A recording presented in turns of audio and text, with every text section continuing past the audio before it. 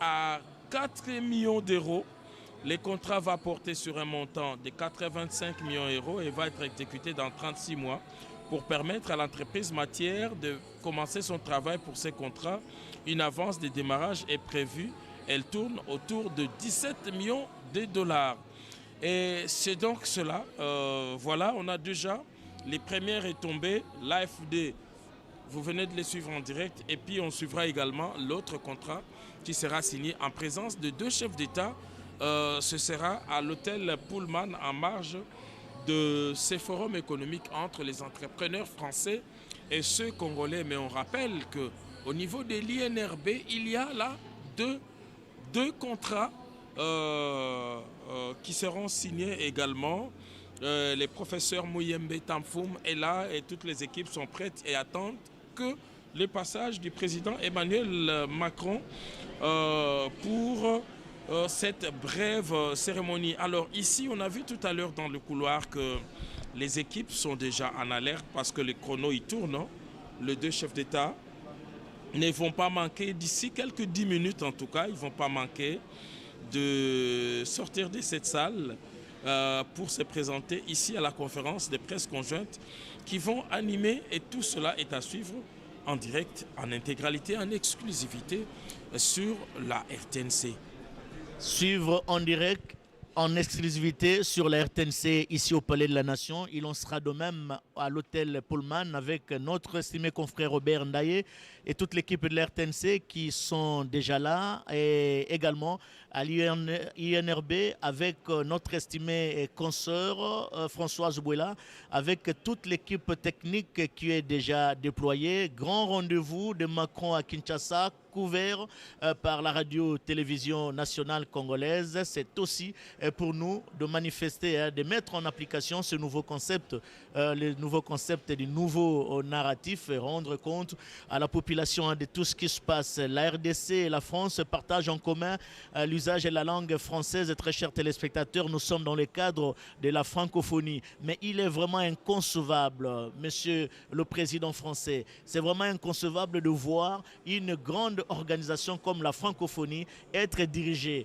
par une Rwandaise, ancienne ministre des Affaires étrangères, qui a vu son pays changer de langue nationale, qui a quitté la langue, le français, pour faire de l'anglais la langue nationale. C'est inconcevable, monsieur le président français Emmanuel Macron. C'est également inconcevable de voir aujourd'hui la France intervenir auprès de l'Union européenne et faire sortir une bagatelle somme de plus de 25 millions d'euros pour financer le Rwanda afin qu'il se dote, il dote son armée d'un arsenal militaire voulu pendant cette période où la République démocratique du Congo est agressée par le même pays. Vous pouvez changer de méthode, monsieur Macron. Vous pouvez changer de méthode. Les Congolais n'ont pas besoin de cette France muette face à cette agression rwandaise. Les Congolais ont besoin de voir cette France qui partage en commun la langue française avec la République démocratique du Congo être ensemble, regarder dans la même direction pour financer des projets de développement. Nous avons besoin de cette France de François Mitterrand, comme nous l'avions dit, monsieur Hollande, monsieur Macron, qui a financé l'UNRB. Nous avons besoin de cette France de Giscard d'Estaing, qui avait envoyé des militaires français ici pour former des parachutistes ici, en face de l'aéroport de Ndjili. Nous avons d'une France qui est aux côtés des Congolais et qui accompagne le développement de la République démocratique du Congo. Tout n'est pas mauvais, surtout ce que la France fait. Au niveau de l'éducation, par exemple, il y a la formation professionnelle. La France, via le groupe de l'Agence française de développement, AFO. Au niveau militaire, la remise des prix de la cérémonie de fin des scolarités de l'école de commandement et d'état-major en République démocratique du Congo. Clôture des formations du 2e bataillon Djingel des forces armées de la République démocratique du Congo. Les éléments français du Gabon FG aux côtés des écoles militaires spécifiques de FARDC. Cérémonie de remise de diplôme de première promotion de l'école de guerre à Kinshasa. Action de l'État en mer. La France soutient la formation du personnel engagé sur base de navale de Banana, un bâtiment de la navire la marine nationale française fait escale à Banana, inauguration de l'école de guerre à Kinshasa. Voilà, nous avons besoin de cette France qui accompagne la République démocratique du Congo dans son développement et non besoin d'une France qui influence l'Union européenne à débloquer une bagatelle somme de plus de 20 millions d'euros afin de financer l'armée rwandaise pendant cette période d'agression. Non, monsieur Macron. Quand vous allez parler, les Congolais n'attendent qu'une chose, condamner avec des mots très durs, l'agression rwandaise dont est victime la République démocratique du Congo. Nous avons besoin de cette France parce qu'il n'y a personne qui peut nous séparer. La RDC a choisi la France comme pays ami et frère et nous partageons en commun la langue française, c'est déjà beaucoup. C'est déjà beaucoup et accompagner la République démocratique du Congo, nous avons besoin de vous, à l'instar de toutes les nations à travers le monde, les Occidentaux, bien sûr, à l'instar des Nations Unies, à l'instar de la Belgique, qui a vu son roi venir ici en République démocratique du Congo et qui s'est prononcé clairement en rapport avec la situation sécuritaire qui traverse notre pays. Nous avons vraiment besoin de cette France et nous vous attendons fiévreusement. Nous vous attendons fiévreusement pour que vous puissiez prononcer des mots durs vis-à-vis du Rwanda parce que nous n'avons pas besoin de la guerre. Personne ne va séparer les Rwandais des Congolais. Nous avons une frontière commune. Les pays ne vont pas se déplacer, le peuple non plus ne veut pas se déplacer. Nous sommes appelés à vivre ensemble, mais il y a quelqu'un, un régime qui mène la vie dure aux Congolais, c'est le régime Kagame. Et vous avez besoin, nous avons besoin plutôt, M. Macron, de dire à Kagame de cesser de faire ce qu'il est en train de faire. Trop, c'est trop. Il y a un temps pour tout. Il y a vraiment un temps pour tout. Et le temps viendra où le Congo va cesser d'utiliser d'autres voies et passer par la force, ce qui n'est pas notre souhait, parce que les Rwandais, ce sont nos frères. Les Rwandais, c'est un pays, le Rwanda, c'est un pays voisin. Nous avons besoin de vivre en paix avec ce pays. Les armes doivent se taire. Godé Kabundi. Naba Rwanda tozana likambo te, kasi likambo ezali na régime ya Kagame. Nde likambo ya Rwanda. Très bien. Tosa kidilo Blaise Bokokia, munofu mkujamba, wase te tubene ditunga dia Congo démocratique, ne bene ditunga dia Rwanda. Kakwena mwanda na shumo tulibene mutumba bwalu baya kwamba se mwene mutumba mwanenu tulini cha kumvangana kibwalukai bana bonso ba mwene Kongo bali kunseka ni seka yonso ya maloba mbinji le jiji dibuncha kwamba lelo kuje mukalenga Emmanuel Macron bwase apatula numukana mwenda bwase ngaleke ditunga ja Rwanda balekel wakumona mwakwele ditunga da Congo démocratique mvita bwalu bwa ditunga da Congo démocratique njitunga jikala na di mabanshi ni bia di bintu mushindu jobikala bikenge jibu ni pinga na boku nkumfuisha bana bamwene Kongo bonso bikala balonda chondo mbishabala la RTNC bwase jitunga ja France njitunga jikala mu malanda makana ni majalama ni jitunga da Congo démocratique kubangila ku chikondo cha jipanda toni lelo bwachin bwalu bwase wewe musangana kuji ben ditunga dia France balombo di balombo la kala no sangana se mujumvanga namu muvamulela bumujinzu bumunena wabila la kulu bifita bunyi ujuba bikila se tour administrative wa RTNC mwasa kujumvanga na dia ditunga dia Congo ne ditunga dia France munda mwa chibambalwe anyu mwa lupangwemu mujikabiji chilongelo chinen chidoba bikila se ICA nchasa anubwa kumona mushindo wa kuikala kukolesha lungenyi lwabaka munakamba mulwine lupangwelo mwanda mune na ujiko kujua kunumanyisha kabijibwase na shimu myanda ya bilwilu nenu bafika kubalongeshi basombele bikala kuluseka lwa centre supérieur militaire mukomino wangaliema ninu sangana kabidanu bwase kuji balongeshi badibikala baditunga ja France badibikala balomunu anubwa kulongesha hamyanda idimika litangila bilwilu munda mwajetu ditunga ni mushindu kayo jukengela bwa kwenza bwa kumona mushindu wa kuchimuna vita anyi kupetangana ni bantu omboji kumanya mushindu kayo jukengela bwa kwenza bwa se kubere lubilu we mufika mwabo de bigla se chez nusana kabide se mumwaba uji aba bakulumpa ba myande ya biluilu ba ye muntu emu bwa kuye kukolesha lungenyi nusanga se mujika biji anubobo aba baditunga ja France ne ba matunga makwabo bari bikala muntu emu bwa kumona mushindu wa kwenza bwa kufila ngenyi ne kumanya nchinchi chikena mwa kwenza mbwa kuleshi patoka bwa se jumvanga na panga chibaditunga ja Congo démocratique ne ditunga ja France jiji jenda byakana kako ikajiu kaji anu Emmanuel Macron yeya kuva muso kutoa byanza munsebela bwachin bwalbwa ukava mujinga bwakulonda meya mwambula kayemba Paul Kagame uva muikala kai mwenda kamuyibina bya mabanji kadi muikala ujinga mwakupa ula bya kuluseka lwa est waditunga kunoru Kivu Sud Kivu ni Ituri byonswebi paji ubi paula ki ufanyishe ku bene kubabenda habamba to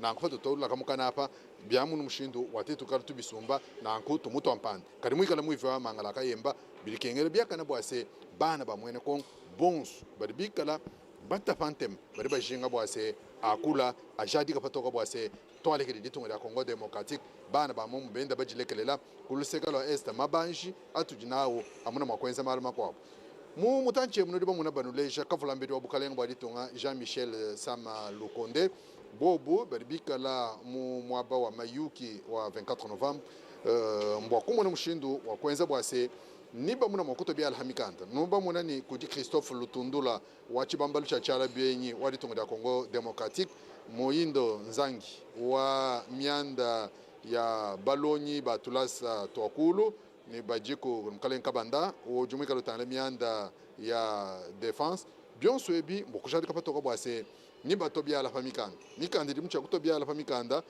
ku mutanchi wa jibeu nitumanya mwakuimanya bwase nchini China chidibubambilangana nchini China chidibubika la batobya la famikanda bineyi mpamyanda ilimikala itangila jenza janjilani amiande dimika litangila biluilwani pamiande dimika litangila ni Emmanuel Macron bakaji pakufweka bwakulo kuimana kukatanda ka bukalenga bwakumona mushindo wa kwakula bwakulesha patoka bwase mu chitupa cha jibechi point de presse anyi muyuki wa chimpi wa banfumu ababiji babakujika nkonko kudi bakamuna kamba bajitunga ya Congo Democratique bamatunga makwabu ni bwakumanyese nchini chichika chimono mushindo wa kupitakana wetu Blaise Boko Kiasanza.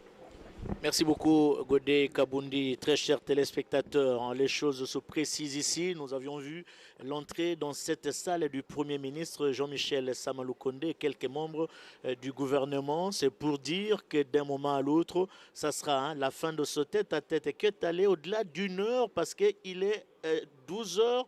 11h, pardon, 44 minutes, les deux chefs d'État sont entrés au niveau du salon des ambassadeurs à 10h35 minutes, donc ils sont au-delà d'une heure comme temps prévu pour ce tête-à-tête. Donc il y a de quoi que les deux personnalités puissent se parler des choses sérieuses qui concernent les deux nations. Très chers téléspectateurs, nous sommes donc ici au niveau du Palais de la Nation pour cette retransmission en direct. D'un moment à l'autre, président Félix-Antoine Tshisekedi Tshilombo et Emmanuel Macron vont rejoindre toute cette délégation, tant d'hommes politiques français que congolais et une grande partie de la presse, tant nationale qu'internationale, ici au niveau de cette grande salle du congrès du Palais de la Nation. Je le rappelle, c'est ici, un certain 30 juin de 1960,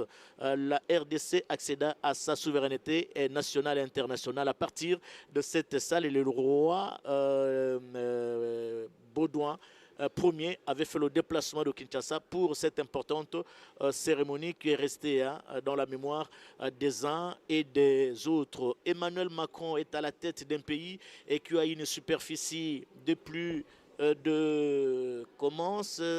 quel est le chiffre? Voilà, plus de 551 000 km² avec une population estimée à plus de 66 millions d'habitants, capitale Paris, les principales villes de la France comme Lyon, Marseille, Lille, et le français, c'est bien la langue française parlée au niveau de la France et qui a un statut de république. Espérance de vie au niveau de la France, c'est au moins 85 ans. Les taux d'alphabétisation, 100% pour les femmes et pour les hommes, c'est dire que c'est un pays qui a vraiment investi au niveau de l'éducation avec comme ressources naturelles potasse, uranium, bauxite, lignite, charbon, bois, pêche et agriculture. Il nous souhaitait par la République démocratique du Congo, nous avons besoin de cette France qui donne des bourses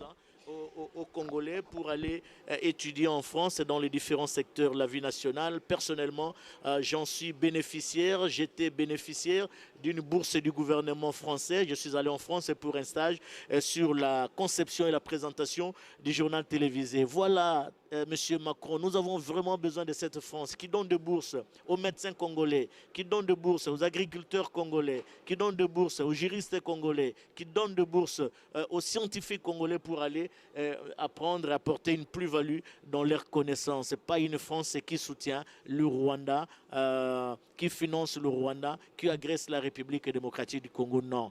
Changez votre paradigme, changez votre direction de voir les choses. Nous avons besoin de cette France qui a toujours été aux côtés de la République démocratique du Congo.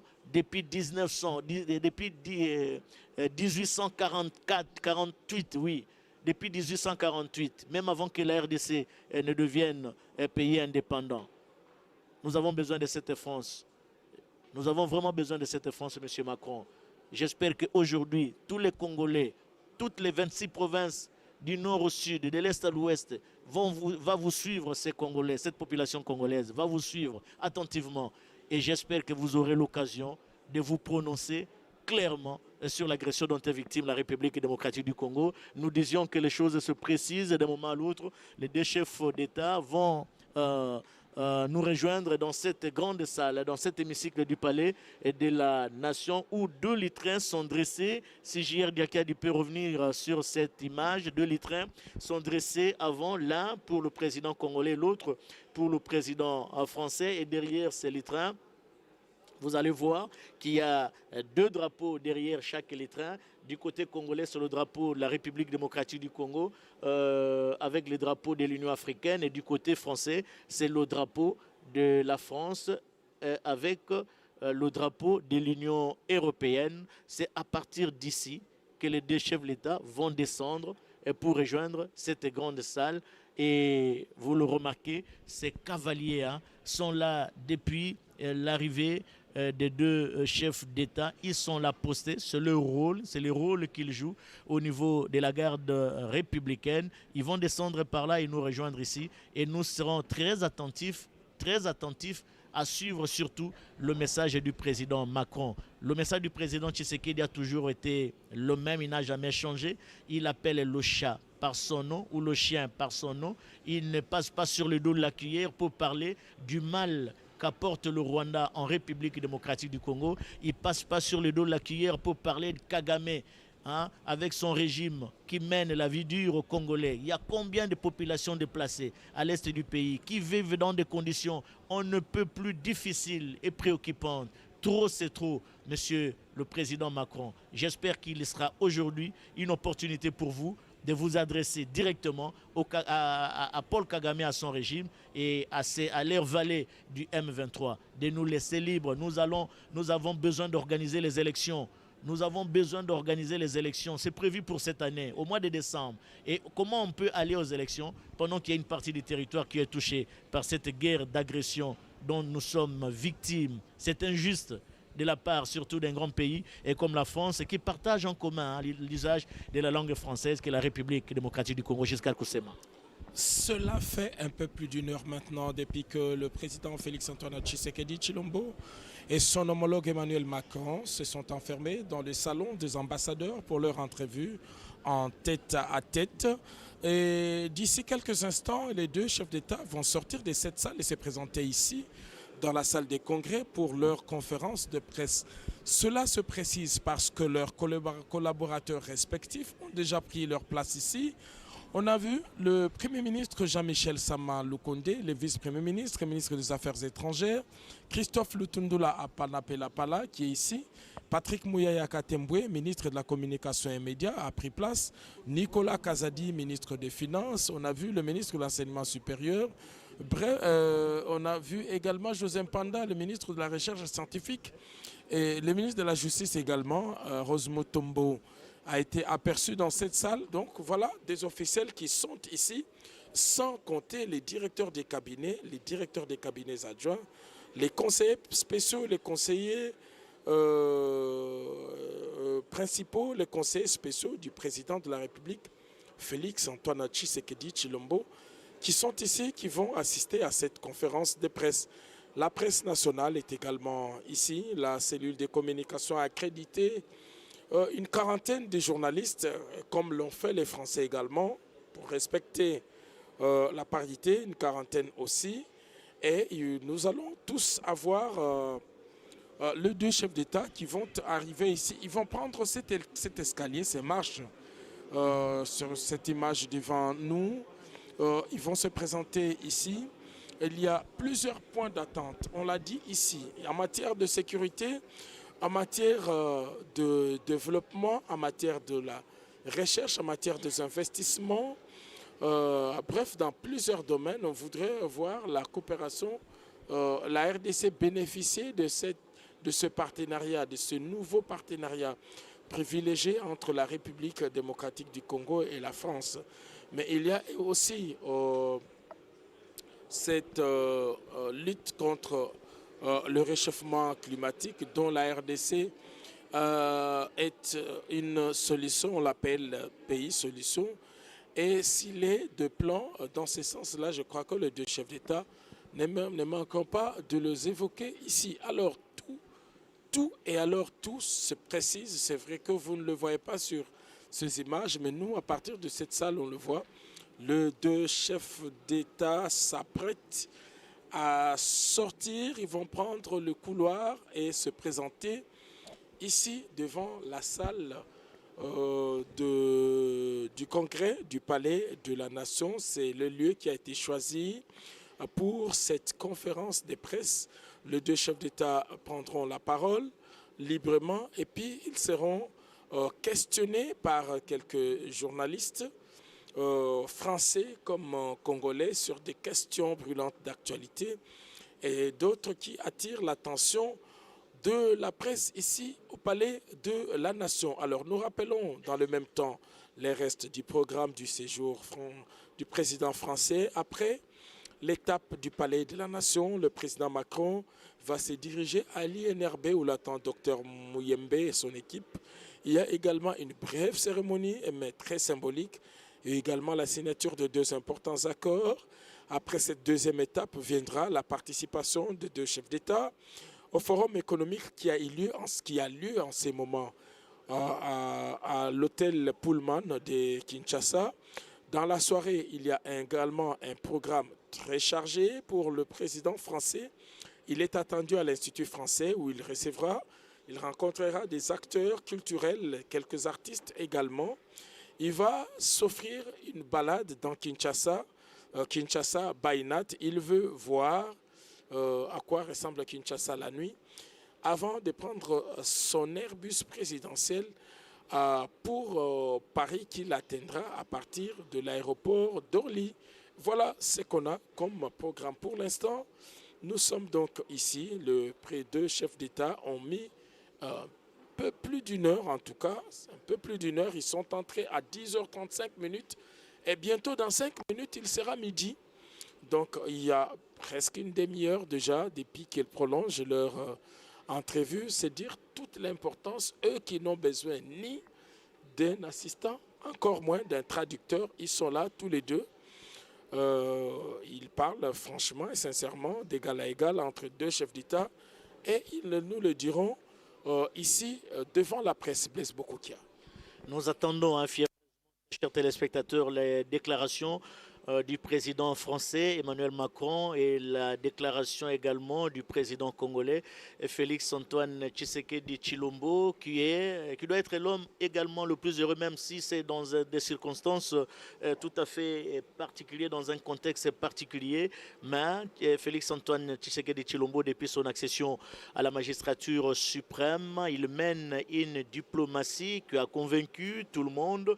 Il porte haut la voix de la République démocratique du Congo dans les concerts des nations, et pour le peu de temps qu'il est à la tête de ce pays, on voit presque tout le monde qui défile en République démocratique du Congo. C'est pour dire que la diplomatie congolaise se porte bien, pour ne pas dire se porte très très bien.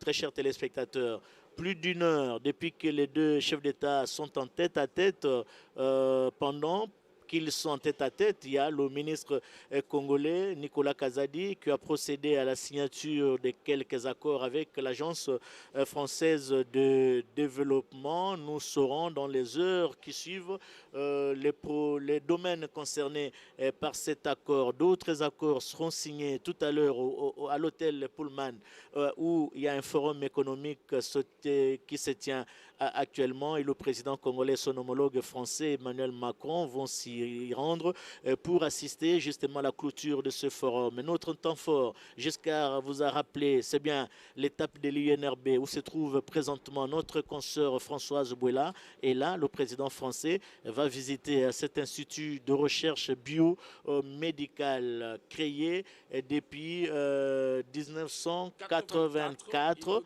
inauguré le 5 décembre 1984. Et ce jour-là, il y avait un jeune médecin congolais surdoué nommé Mouyembe Tamfoum. C'est lui le tout premier dirigeant de cet établissement. Il est encore là. Et au fil d'années, il s'est bâti une réputation en matière de recherche. C'est lui le grand épidémiologue, c'est lui l'homme d'Ebola. Il a découvert d'Ebola. Il a soigné Ebola à plusieurs épisodes en République démocratique du Congo et sa réputation a traversé toutes les frontières. Et aujourd'hui, c'est un citoyen du monde parce que toutes les fois que cette épidémie sévit, on fait appel à lui. Il est là, il a bien maintenu, en tout cas, c'est très propre lorsque vous y allez. Il y a même des travaux de réhabilitation qui viennent d'être effectués. Je crois que c'est à cette occasion que le président français va s'y rendre. Oui, il y va parce qu'il y a également un apport français. Je crois que ça, c'était le fruit d'une coopération avec le Japon, avec plusieurs autres États. Mais aujourd'hui, la France va y apporter une nouvelle touche avec 2 accords. Nous n'allons pas en dire plus pour ne pas vider les contenus des propos. Françoise Bouela nous le dira. La Boaki qui se trouve déjà sur place. Oui. Et donc, il y a la France qui s'ajoute et c'est toute la fierté, l'INRB de Kinshasa qui est une référence en matière de recherche biomédicale qui sera renforcée aujourd'hui. Et on va voir ces 2 photos. J'aimerais bien voir ces 2 photos. Mouyembe, le 4 décembre 1984, avec François Mitterrand. Oui. Aujourd'hui, au même endroit, oui. Mouyembe Tamfoum, avec Emmanuel Macron, qui est né presque à ces années-là, oui. et qui est là pour le compte de la République française. Et le protocole, nous le disons, a insisté, il y aura une photo, rien que avec les 2 personnalités. Regardez ce plan. Merci beaucoup, J.R. Diakadi. Il y a le Premier ministre Jean-Michel Samaloukonde qui échange avec le ministre des Affaires étrangères, le vice-premier ministre en charge des Affaires étrangères, Christophe Lutundula. Et à ses côtés, il y a le ministre de la Défense et Nicolas Kazadi qui suit. Et enfin, Mwindo Nzangi, je crois, la chaise qui est vide sera la chaise de Patrick Mouyaki aussi dans la salle. Non, il est derrière avec le ministre de la Recherche scientifique. Voilà, ce sont des officiels congolais qui sont déjà là. Et derrière, il y a les cabinets, les membres du cabinet du président de la République. Les choses se précisent d'un moment à l'autre. Les 2 chefs d'État vont descendre dans cette salle. Nous allons suivre attentivement les déclarations de l'un et de l'autre. Tout à l'heure, on parlait de l'UNRB. Voilà, ils sont là. Ils sont sortis du salon des ambassadeurs. Il est exactement midi. Les 2 chefs d'État viennent de terminer leur entrevue en tête-à-tête. Ils ont mis 1h30. En tout cas, ils sont entrés à 10h35. C'est presque 1h30 d'entrevue en tête-à-tête. Et le voilà qui prennent les couloirs qui mènent vers cette salle de congrès Blaise Bokokia où les 2 chefs d'État vont devoir se présenter devant la presse et répondre aux préoccupations des chevaliers de la plume. J'aime beaucoup l'analyse du langage et la sociologie de la communication. Regardez, ils sont très détendus. Ils sont très détendus l'un et l'autre et ils échangent. J'aime bien cette image. Ils ont eu même moins de temps parce qu'ils continuent encore leur entrevue. Hein. Oui, tout en marchant. Ils vont rejoindre d'un moment à l'autre cette salle, très chers téléspectateurs. Et ça sera le moment fort de cette rencontre entre les 2 personnalités. Moment fort en tête-à-tête, bien sûr, mais moment fort ici, parce que nous avons besoin de suivre ce qu'ils se sont dit à huis clos, en tête-à-tête. Et ils font les rentrer dans cette salle mythique du Palais de la Nation. Nous le rappelons ici, la RDC accéda à sa souveraineté nationale et internationale le 30 juin 1960. Nous allons écouter. Merci, veuillez vous asseoir.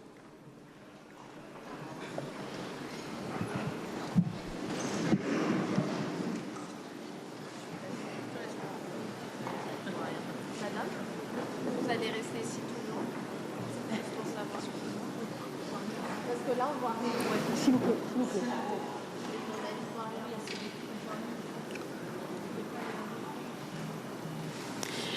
Excellences, Messieurs les présidents de la République démocratique du Congo, de la République française, bonjour et bienvenue à ce point de presse. Monsieur Macron, bienvenue encore une fois en RDC. Nous allons prendre les questions des journalistes du côté français et côté congolais. Nous avons 2 questions de chaque. Mais avant cela, Monsieur le Président de la RDC, Monsieur Félix Tshisekedi, vous venez de recevoir votre homologue français pour un tête-à-tête. Est-ce qu'on peut savoir quelles sont les conclusions de ces échanges et qu'est-ce qu'on peut dire sur la relation franco-congolaise? Où est-ce que nous en sommes? Merci, Madame. Avant toute chose, je voudrais souhaiter la bienvenue au président de la République française, le président Emmanuel Macron. Cher Emmanuel, tu nous fais un grand plaisir de venir en ce moment à Kinshasa, capitale du pays où nous sommes victimes d'une agression injuste et barbare. C'est dans le malheur, dit-on, qu'on reconnaît les amis, et le président Macron est là pour ça. Les relations entre la République démocratique du Congo et la République française sont au beau fixe. Et après la discussion que nous avons eue, le président Macron et moi, je peux dire que nous avons tracé les pistes d'une coopération encore plus importante. Vous savez que le président Macron a dernièrement esquissé les grandes lignes de sa nouvelle vision de la politique française en Afrique. Je l'ai encouragé à ce sujet parce que j'estime que la France-Afrique est dépassée et que si la France veut être aujourd'hui en compétition avec tous les autres partenaires de l'Afrique, elle doit se mettre au diapason, évidemment, de la politique africaine par rapport, évidemment, à ce que les peuples africains veulent et de la manière dont les peuples africains regardent désormais les partenaires de coopération au développement avec qui ils sont en contact. Je me suis réjoui d'apprendre de la part du président français que cette approche est aussi la sienne et que je lui laisserai évidemment le soin de préciser cela et que, moi j'allais dire, cela va dans le sens évidemment des intérêts de l'Afrique. Pour ce qui est de ce que j'ai évoqué en entrée en matière, c'est-à-dire cette agression injuste et barbare, comme vous le savez, il y a eu un mini-sommet à Addis Abeba récemment, au cours duquel nous avons désigné le président João Lourenço de l'Angola, ainsi que le facilitateur désigné par la communauté d'Afrique de l'Est, l'ancien président kényan, Uhuru Kenyatta. Nous leur donc avons confié la mission d'approcher les rebelles, les terroristes du M23, et le processus est en cours. Je n'en dirai pas plus. De mon côté, j'ai reçu des émissaires du président João Lourenço. J'ai eu l'occasion d'en parler au président Macron, qui lui-même a récemment visité l'Angola et rencontré le président Lourenço, et il peut aussi, s'il le veut, dire ce qu'il en pense. Moi, je reste, comme vous le savez, toujours sur ma position. Je demande à voir, parce que nous ne sommes pas au premier processus près. Les cessez-le-feu, nous les avons déjà décidés depuis le processus de Nairobi. Ensuite, il y a eu celui de Luanda, où il y a eu encore un cessez-le-feu, plus un calendrier qui commençait le 25. Après le cessez-le-feu, il y avait le retrait jusqu'au 15 janvier, et puis ensuite le cantonnement. rien de tout cela n'a été fait. Nous demandons à voir. Nous donnons la chance à la paix, car comme je vous l'ai dit, ma présidence, elle est destinée plutôt à favoriser la cordiale entente entre les peuples, à commencer par les peuples des pays voisins. Donc je ne mettrai jamais d'entrave à tout ce qui peut aller dans le sens de respecter ou de promouvoir plutôt le processus de paix et de stabilité dans la région. Pour le reste, nous avons parlé des problèmes d'échange économique, des attentes qui sont celles de la RDC. Et là, j'ai eu vraiment le plaisir de constater qu'il y a un engouement certain de la part de la France à vouloir s'engager aussi dans cette compétition que j'évoquais tout à l'heure, dans le business, dans les affaires en République démocratique du Congo, dans des partenariats que nous voulons gagnant-gagnant, que tout le monde s'en sorte heureux et avec le sentiment d'avoir réalisé des partenariats qui sont satisfaisants. Nous avons évoqué également le problème des forêts. Il revient d'ailleurs de Libreville, où il a participé au sommet One Forest Summit. C'est un sommet qui a pris en compte, qui s'est plutôt attardé sur la forêt tropicale, la forêt du bassin du Congo, qui, comme vous le savez, aujourd'hui est le premier poumon de l'humanité et un atout formidable pour la lutte que nous menons tous contre le réchauffement climatique. Là aussi, nous avons développé une série d'idées et nous sommes arrivés aussi à des conclusions de partenariat importants pour à la fois mettre en avant cet atout considérable qu'est la forêt, mais également comment, par la transformation sur place, la transformation locale, nous pouvons créer de la richesse et des emplois. Bref, une dynamique économique qui peut être favorable à nos pays. Là aussi, la France accepte de s'impliquer, de nous suivre. C'est une très bonne chose. Enfin, les minerais stratégiques, nous les avons évoqués. La France veut faire partie du débat. Ce qui m'a le plus intéressé, c'est ce partenariat qui va être conclu, je crois, avec la firme française BRGM, qui va nous apporter son savoir-faire et nous accompagner dans la certification de nos minerais, la cartographie, et plus tard, évidemment, ça nous aidera à pouvoir mieux exploiter ces domaines. Donc voilà en bref ce que nous avons passé comme sujet. Et je peux dire en conclusion que la France revient en force en République démocratique du Congo. Nous espérons simplement que cela n'est pas juste un feu de paille et que ce sera vraiment un vrai départ à nouveau, parce que le président a fait d'ailleurs le constat qu'il n'y a pas beaucoup de firmes françaises en République démocratique du Congo en particulier, mais même aussi en Afrique en général, et qu'il serait temps que la France redevienne encore plus présente.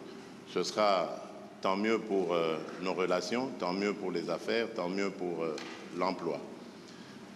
Voilà, mesdames et messieurs, ce que je peux dire en substance, en attendant évidemment les questions des journalistes. Merci, Monsieur le Président. Merci beaucoup. Monsieur le Président Macron, c'est votre première visite officielle en République démocratique du Congo, le plus grand pays de la francophonie. Mais vous arrivez quand même à un moment assez particulier où il y a une dégradation de la situation sécuritaire dans la partie est du pays. Quel serait votre premier message au peuple congolais qui vous suit en ce moment, pour ne pas dire celle de l'Est en particulier? Merci beaucoup, Madame. Monsieur le Président, cher Félix, Monsieur le Premier ministre, Mesdames et Messieurs les ministres, Mesdames et Messieurs les parlementaires, ambassadeurs, chers amis, d'abord je veux dire combien je suis heureux d'être aujourd'hui pour ma première visite en effet en République démocratique du Congo, dans cette salle historique pour l'histoire de votre nation. Et après avoir accueilli comme invité d'honneur le président, en particulier au Forum sur la paix en 2019, puis retrouvé lors du sommet sur le financement des économies en 2021, il était grand temps que, à mon tour, je vienne. Alors cette visite est la dernière étape, le point d'orgue en quelque sorte d'une tournée de 4 jours qui m'a conduit de Libreville à Luanda puis Brazzaville jusqu'à vous, Kinshasa. Et c'est ici en effet que se jouent nombre de combats du siècle, y compris ceux que nous avons portés ces derniers jours, celui pour la forêt et justement ce trésor du bassin du fleuve Congo. Alors cette visite, vous l'évoquiez à l'instant, arrive à un moment particulier pour la République démocratique du Congo et j'en mesure toute la gravité. Elle intervient à un moment, vous l'avez dit, Président, où une région, un peuple, un pays, vit le nouvel acte d'une tragédie qui, depuis près de 30 ans, ne s'est jamais vraiment éteinte. Des centaines de milliers de Congolais revivent le cauchemar de la guerre, de la fuite, du dénuement absolu. Une ville, Goma, est à nouveau sous la menace d'une rébellion qui emprunte de nouveaux acronymes, aujourd'hui le M23, mais dont le visage et les soutiens extérieurs et l'agenda sont connus. La France ne s'est jamais résignée à une soi-disant fatalité de l'histoire et à ce que l'horreur de la guerre puisse se répéter. Parce que la guerre qui revient, c'est ajouter des morts aux morts et des drames aux drames. Et en disant cela aujourd'hui, je veux également pleinement mesurer le poids de l'histoire, les drames qui se sont joués dans votre pays, les crises et guerres précédentes, qui nécessiteront que la justice pour le temps présent et la justice pour les crimes passés puissent passer. Face à une histoire dont le nombre de victimes équivaut à celui des guerres mondiales que nous avons vécues, la France ne prétend pas, et je ne prétends pas avoir seule une solution.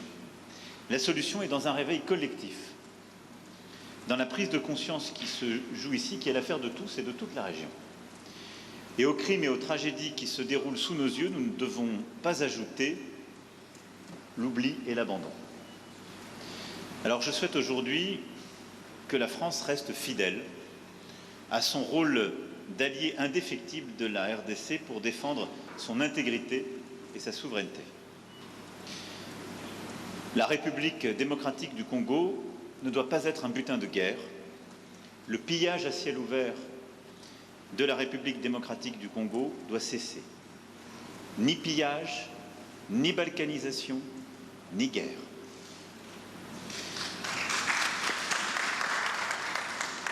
C'est le sens même de ma présence aujourd'hui, dire à tous qu'il ne peut d'ailleurs y avoir 2 poids 2 mesures entre la tragédie qui se joue en Ukraine, sur le territoire européen, et celle qui se joue sur le sol africain. Et la solidarité ne saurait être à géométrie variable. Et à cet égard, je veux vous saluer, Monsieur le Président, pour la clarté de vos expressions et de vos votes à l'Assemblée générale des Nations unies quand il s'est agi de condamner l'agression russe et de défendre le droit international. Vous méritez la même clarté. Nous avons, au cours des derniers jours, écouté des acteurs humanitaires congolais et internationaux engagés sur le terrain. C'est la première réponse de court terme. Nous avons entendu leur alarme face au dramatique manque de moyens qui se profilent sur le terrain et les situations extrêmes qui sont à nouveau vécues par nombre de vos compatriotes.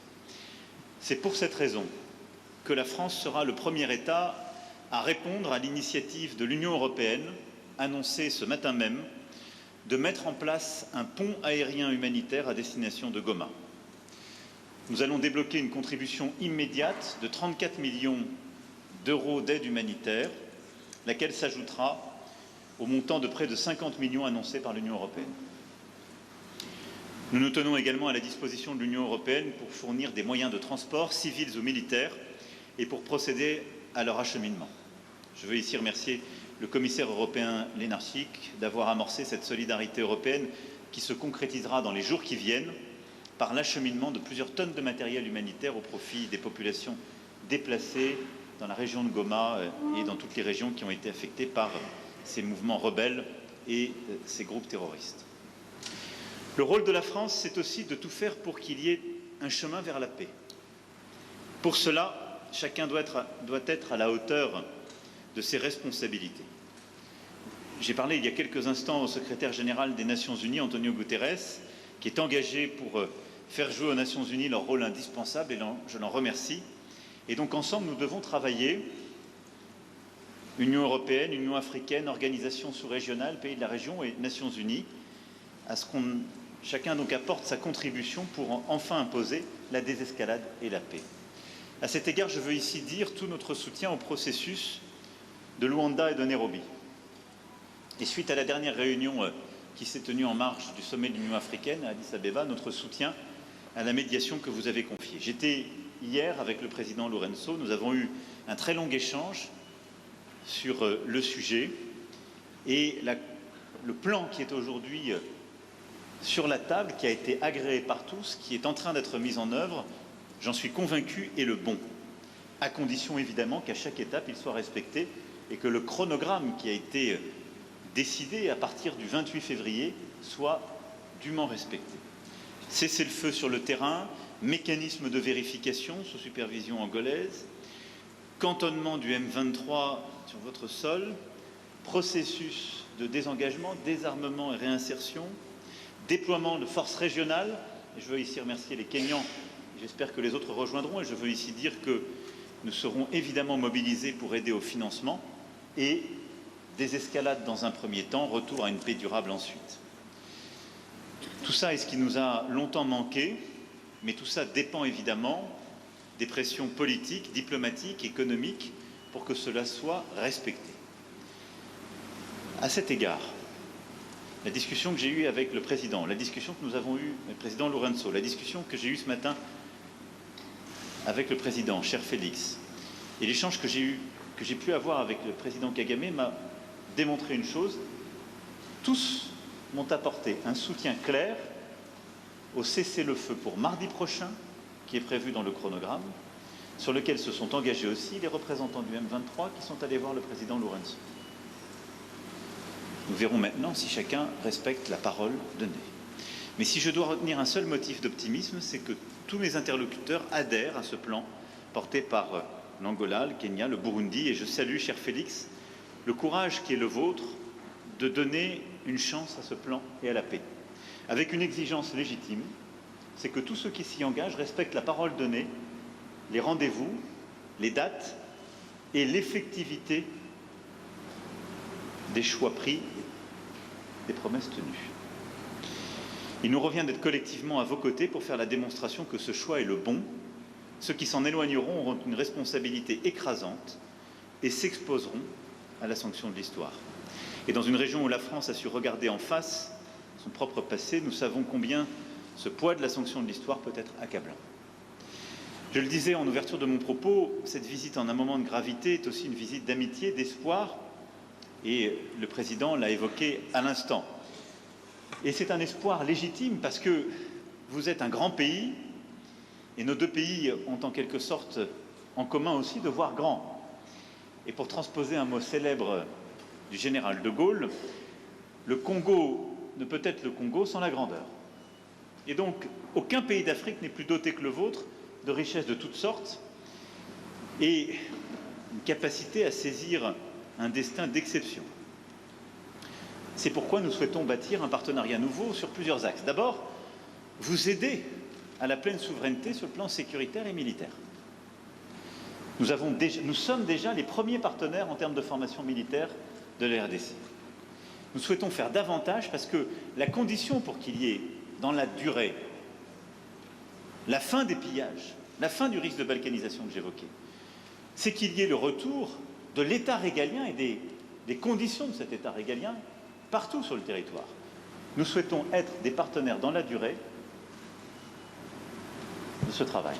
Formation, équipement, capacité à être à vos côtés, ça correspond au nouveau partenariat qui est le nôtre. Deuxièmement, c'est sur le terrain économique, vous l'avez dit. Nous allons cet après-midi, dans une conférence économique, illustrer ce que je disais lundi. Nous répondons aux demandes qui sont les vôtres, On ne vient pas plaquer des solutions. On vient avec des entreprises de toute taille, de tous ordres et beaucoup d'entreprises nouvelles. Nous assumons d'être là, y compris pour défendre nos intérêts économiques, et on le fait en amenant avec nous toutes les compétences, et y compris les Européens. Et je me félicite que 2 commissaires européens seront à nos côtés cet après-midi. C'est pas simplement la France, mais la France et l'Europe, sur la base d'un partenariat équilibré et respectueux, et des services urbains si importants pour vous, on l'évoquait ensemble, du numérique jusqu'au domaine minier, où nous souhaitons travailler avec vous pour bâtir un cadre de confiance qui permettra une exploitation au service des Congolais, dans les meilleures conditions scientifiques, permettant justement la coopération et notre expertise. C'est, je crois, la clé de ce partenariat économique qui nous permettra aussi de faire mieux. Parce que l'Afrique est un théâtre de compétition. Il faut que cette compétition se fasse dans un cadre loyal, qui serve les intérêts des populations, qui aide à lutter contre la corruption, mais où nous avons notre place à jouer, ni plus ni moins. Ensuite, après le sécuritaire et l'économique, c'est la science et la recherche. J'aurai cet après-midi l'occasion et l'honneur d'être reçu par le professeur Mouyembe, découvreur du virus Ebola, dans ce fleuron de la recherche scientifique congolaise et africaine qui est l'Institut national de recherche biomédicale. Et je veux ici d'ailleurs rappeler combien la France a été engagée dans cette lutte contre le virus Ebola avec les meilleures équipes de l'INSERM, de plusieurs de nos laboratoires, combien nos chercheurs, nos épidémiologistes sont venus. Yves Lévy avait eu cette mission confiée il y a quelques années ici même, et je veux saluer cette coopération, mais l'INRB dans le séquençage des virus les plus dangereux, dans la lutte contre la pandémie de Covid-19, dans la formation d'étudiants venus de toute l'Afrique, prouve tout ce qu'on peut accomplir quand notre coopération se donne les moyens. Et sur ce modèle qui est un fleuron de la coopération franco-congolaise, je souhaite qu'on aille beaucoup plus loin, et la ministre de l'Enseignement supérieur et de la Recherche pourra illustrer cette volonté dans de nombreux domaines d'échanges scientifiques et universitaires. Je souhaite aussi que nous puissions le faire dans les domaines de climat et de biodiversité autour de la question des forêts, si importante et que vous avez réévoquée. Enfin, voir les choses en grand, c'est le voir aussi pour la culture congolaise, c'est votre puissance. Il faut l'exercer, c'est votre intérêt, c'est le nôtre, d'avoir en Afrique et dans le monde, si je puis dire, l'équivalent d'un Nigeria francophone.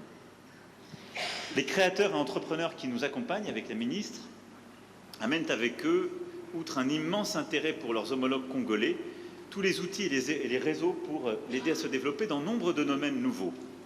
Jeux vidéo, séries télévisées, bandes dessinées, e-sport, univers virtuel. De nombreux domaines où la créativité, le génie congolais a sa place à jouer, sa vocation, et qui sont des moyens d'expression, de partage pour nos jeunesses, des moyens aussi de création, de développement de nos industries culturelles et créatives extrêmement importants. Et dans ce cadre, je veux ici dire combien, à mes yeux, la langue française n'est pas simplement un trait d'union, mais un trésor en partage dont vous êtes devenu le centre de gravité. Plusieurs présidents de la République sont venus avant moi ici pour parler de francophonie. Et lorsque François Mitterrand s'est rendu à Kinshasa en 1984, parler de francophonie, la défendait ici, la France était 2 fois plus peuplée que votre pays. Je viens ici devant vous en vous parlant de francophonie et en assumant totalement que vous êtes le premier pays francophone par votre démographie. C'est une force, une fierté, mais dont il faut tirer toutes les conséquences. C'est une communauté de langues, de valeurs, de solidarité, de progrès, d'exigence. C'est aussi une communauté de création, de dynamisme. Et je suis convaincu que la vocation qui est celle de la République démocratique du Congo est de prendre toute cette place, la première, dans la francophonie de demain. Et je souhaite qu'ensemble, on puisse bâtir les prochains rendez-vous et en particulier des annonces fortes lors du sommet de la francophonie que nous aurons organisé en France en 2024. Merci beaucoup. Merci, Monsieur le Président. Nous allons donc passer à la phase questions-réponses. Merci. Alors, nous allons commencer par Michel Kifinda de Radio Kapi qui a une question, je pense, sur les aspects sécuritaires. Michel Kifinda, vous avez le micro. Merci. Je suis Michel Kifinda Ngoy de Radio Kapi. Ma question va s'adresser à Monsieur le Président Emmanuel Macron. Monsieur le Président, la mémoire congolaise retient d'une façon fraîche que la France a joué un rôle pertinent dans le génocide rwandais et surtout dans l'entrée des FDLR en RDC, avec l'opération turquoise, vous vous rappelez, il y a eu un couloir humanitaire. On a fait entrer des militaires avec armes et munitions malgré l'opposition de l'autorité congolaise. Aujourd'hui, la RDC a déjà enregistré plus de 10 millions de morts. On est victime de notre solidarité. Comment la France compte-t-elle résoudre personnellement, puisque vous étiez là et c'est vous qui avez fait entrer ces militaires, cette problématique de la sécurité dans l'Est, et comment comptez-vous réparer le préjudice causé à la population congolaise? Ça, c'est le premier aspect de ma question. Le deuxième aspect de ma question, Monsieur le Président, puisque tous les rapports des experts des Nations Unies, Amnesty International et autres, attestent la thèse d'une agression rwandaise sous couvert du M23, nous constatons que la France n'est pas assez chaude à condamner le Rwanda, à demander des sanctions, puisque vous siégez au Conseil de sécurité des Nations Unies, mais vous le faites avec agressivité contre la Russie. Pourquoi cette léthargie du côté congolais? Vous sentez-vous plus coupable de la mort de 800 000 Rwandais plutôt que de 10 millions de Congolais? Qui plus est, vous avez même donné 20 millions de dollars au Rwanda, pays agresseur à la RDC. La RDC peut-elle toujours continuer à considérer la France comme un pays ami? Merci, Monsieur le Président. Merci, Michel. Merci pour vos questions. J'ai dit dans mon propos introductif, et je vous le redis avec beaucoup de clarté, que la France est un allié de la RDC, continuera de l'être. J'ai dit avec beaucoup de clarté comment nous voyons la situation aujourd'hui, condamnant toute forme de pillage, de balkanisation, de menace de la souveraineté de votre pays. Je suis prêt à ouvrir tous les dossiers de l'histoire. Je l'ai fait avec le Rwanda. Si c'est le souhait du président Tshisekedi, je suis totalement favorable à ce qu'il y ait une commission d'historiens qui puisse assigner les responsabilités aux uns et aux autres. Vous avez rappelé une page sombre de l'histoire de la région. La France a assumé d'ouvrir tous ses livres et de la faire écrire par des historiens de manière totalement indépendante. Je pense que vous avez fait un raccourci qui, lui, n'a rien d'historique ni de juste entre le rôle qu'a pu jouer la France et la situation dramatique que j'évoquais, et la guerre, la deuxième guerre, avec les millions de morts dans votre pays, dont je rappelais la gravité. Donc je récuse le raccourci que vous avez fait et la responsabilité qu'on pourrait assigner à la France, parce que je suis pour la vérité, mais toute la vérité, je ne suis pas pour prendre tous les fardeaux. J'essaie de prendre les miens, et c'est déjà bien. Donc, oui, pour une commission d'historiens, pour faire ce travail, s'il vous semble utile, s'il semble utile au président, et donner les faits. Ensuite, soyons clairs, quelle est la situation depuis 1994 ? Plusieurs pays de la sous-région, il n'y en a pas qu'un, plusieurs, sont rentrés dans votre pays, et plusieurs groupes rebelles y ont prospéré, captant d'ailleurs beaucoup de richesses minières économiques qui devraient revenir à votre peuple. Et depuis 1994, et ce n'est pas la faute de la France, pardon de le dire dans des termes aussi crus, vous n'avez pas été capable de restaurer la souveraineté, ni militaire, ni sécuritaire, ni administrative de votre pays. C'est aussi une réalité. Il ne faut pas chercher des coupables à l'extérieur de cette affaire. Et donc, on en est dans cette situation qui a conduit à des drames absolus, à cette deuxième guerre, à des millions de morts, qu'on ne doit pas oublier, à la nécessité aussi, ce qui est une responsabilité qui doit se faire ici, ce n'est pas la France ou d'autres de le faire, de mettre en place une vraie justice, une justice transitionnelle qui est la clé pour que celles et ceux qui parfois ont tué soient jugés. Et parfois, ils évoluent encore, ils sont là, ils sont encore avec des responsabilités. Comment voulez-vous qu'il y ait une paix durable et de la confiance dans un pays quand la justice n'est pas passée? Ne demandez pas, n'accusez pas la France pour quelque chose qui dépend de vous, là. C'est une réalité aussi. Mais très clairement, sur cette situation, depuis 30 ans, a pris un tour inacceptable. Donc voilà, oui pour faire la vérité sur l'histoire, non pour prendre tous les fardeaux, et si on est clair, soyons clairs jusqu'au bout et assignons toutes les responsabilités, y compris les responsabilités congolaises, y compris les responsabilités de la sous-région. Bâtissez une armée solide, construisez la sécurité et le retour de l'État partout sur le territoire, faites passer la justice transitionnelle pour que vous n'ayez pas des coupables et des criminels de guerre encore en responsabilité ou sur le terrain, soyez intraitables avec tous les voisins de la région quand ils viennent vous piller et nous serons à vos côtés. Je ne peux pas être plus clair sur ce sujet. La clé dans la durée, on l'évoquait avec le président Tshisekedi. c'est très clairement d'avoir la capacité de tenir tout le territoire et un discours de vérité avec toute la sous-région, parce qu'on ne peut pas rester sur un modèle économique qui consiste à ce que des ressources soient prises ici pour permettre, en quelque sorte, la stabilité économique de voisins. À ça s'ajoute un devoir aussi qui est de répondre à la menace terroriste. Je l'évoquais tout à l'heure rapidement. Les ADF sont des groupes qui n'ont pas de proxy régionaux. Ce sont des groupes terroristes sur votre sol qui menacent la stabilité et qui peuvent s'étendre, on l'a vu dans d'autres régions africaines, avec des conséquences terribles. Et ces mouvements terroristes islamistes, il faut aussi les combattre, c'est une question de sécurité nationale. Ensuite, pour ce qui est du M23 et des sanctions, j'ai toujours été très clair, et la France a constamment condamné le M23 et tous ceux qui le soutiennent. Et je suis ici pour que chacun prenne ses responsabilités, y compris le Rwanda. Aujourd'hui, la région assume ses responsabilités en mettant un plan de désescalade sur la table. Il est à ses premiers pas. D'abord, il marque une convergence entre des mécanismes qui étaient séparés jusqu'alors. Ensuite, il commence à fonctionner. En tout cas, je le regarde avec beaucoup d'estime, d'amitié, si je puis dire, et de soutien.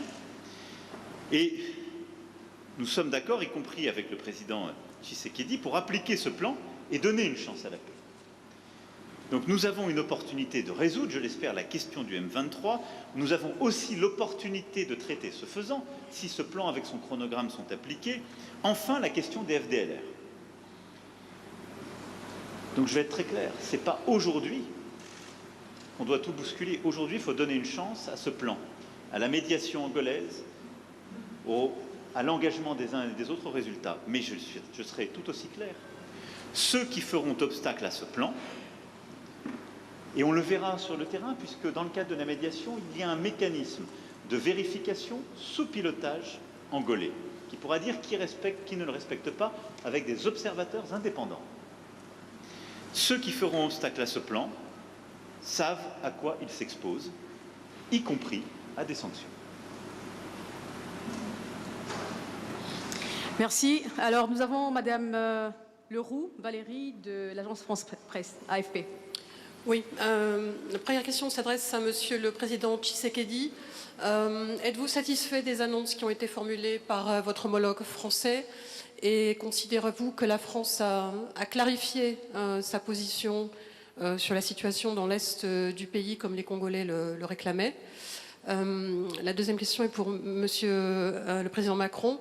Vous êtes aujourd'hui à Kinshasa dans un pays qui se prépare à une échéance électorale importante à la fin de l'année. Craignez-vous, comme un de vos ministres des Affaires étrangères a pu le formuler dans le passé, qu'il y ait de nouveaux compromis à l'africaine pour la prochaine élection à venir, comme cela avait été formulé lors de l'annonce de la victoire de M. Tshisekedi? Et toute petite question supplémentaire, Monsieur Macron, vous avez beaucoup insisté durant votre tournée sur la fin de la Centrafrique, de la France-Afrique, pardon, excusez-moi. Votre visite hier à Brazzaville et les images du président français aux côtés de son homologue Sassou Nguesso ont été interprétées par beaucoup comme une forme de reliquat du passé. Est-ce qu'à ce jour, on peut dire que la réalité impose peut-être de maintenir, de garder certaines pratiques du passé? Merci, Madame.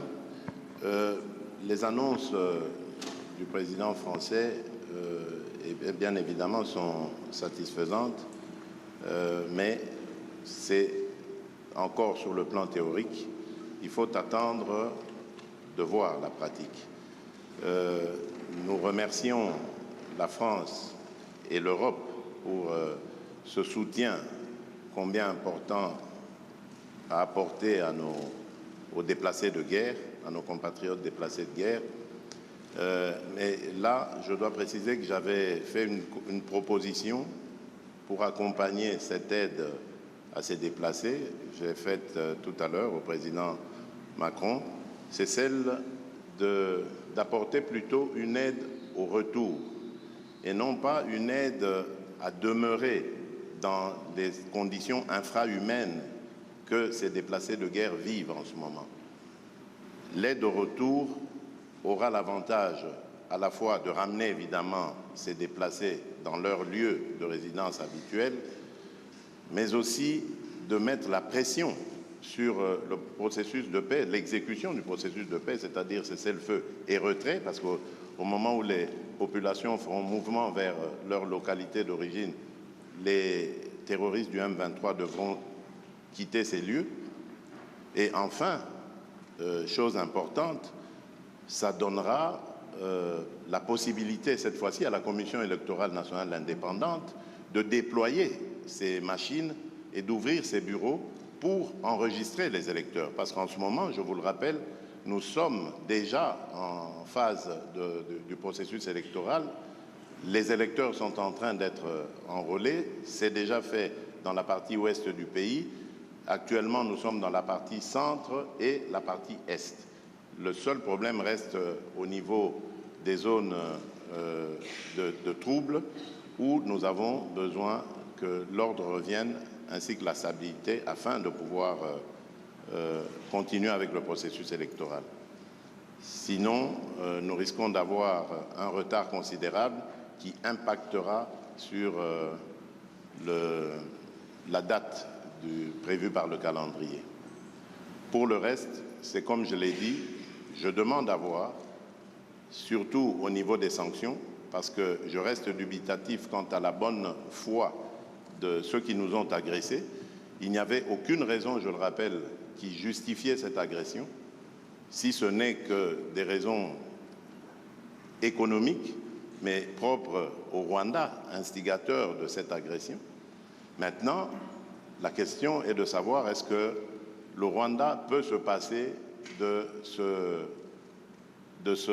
pillage systématique de la République démocratique du Congo qui date maintenant d'une vingtaine d'années. Et si c'est le cas, ben ça se vérifiera à travers ce processus. Et si ce n'est pas le cas, c'est là que je vérifierai les propos et les engagements du président Macron par rapport aux sanctions à prendre contre le Rwanda, et ça, il faut le préciser. Je vous remercie.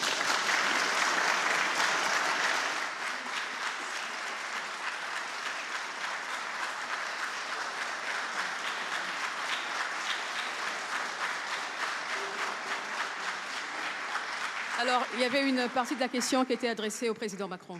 Alors, je veux d'abord peut-être dire très clairement que j'ai expliqué la position de la France. Nous avons pris des engagements humanitaires et politiques très clairs, y compris d'ailleurs sécuritaires. Mais ce n'est pas la France qui apportera la solution. Et je le dis ici avec beaucoup de clarté et d'humilité.